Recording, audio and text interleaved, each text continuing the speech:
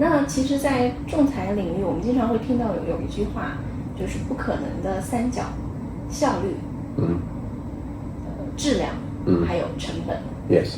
那你是如何从仲裁员的角度，你是如何来看待这个问题呢？ As I said before, natural justice, fair procedural process is absolutely paramount. But these things are not necessarily mutually exclusive. I think someone who's got a really good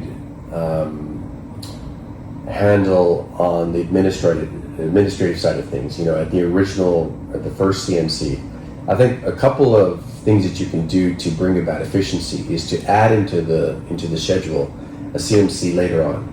Say, for example, before production of documents, if there's going to be a discovery, to see with the parties where we are, and to see if there's room to adjust the process, because some parts may be taking longer than planned, or one side may be having an issue. So I think that's one thing. And secondly, of course, is to cut down on what we see as guerrilla tactics, particularly, in the very first case that I was in. I saw a lot of guerrilla type tactics, particularly when it came to document production.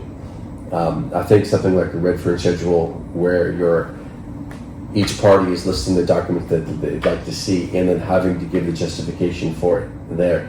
That burden of giving the justification why they need that document often reduces the number of documents that they request at the end of the day.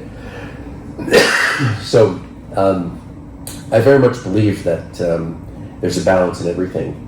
And again, at the end of the day, the arbitral process belongs to the parties within reason. So you're there as an administrator of justice to make sure you have a fair first, and then secondly, efficient process. So do you think it is possible, or there is a way to balance the effectiveness and the cost, as well as the quality of the... Yeah, as I mentioned, I think reducing guerrilla tactics that add time and don't add any value. I also like to say to parties, don't throw the whole kitchen sink into your submissions. Don't make your bundles any larger than they need to be.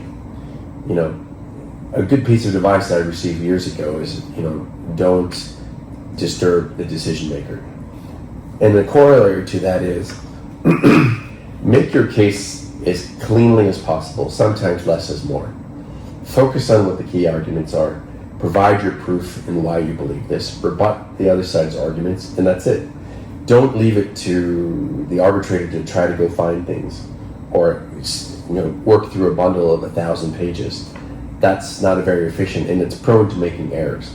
So definitely my best advice is to put the onus back on the counsel to make sure that their submissions are crisp and tight and are no longer than need be.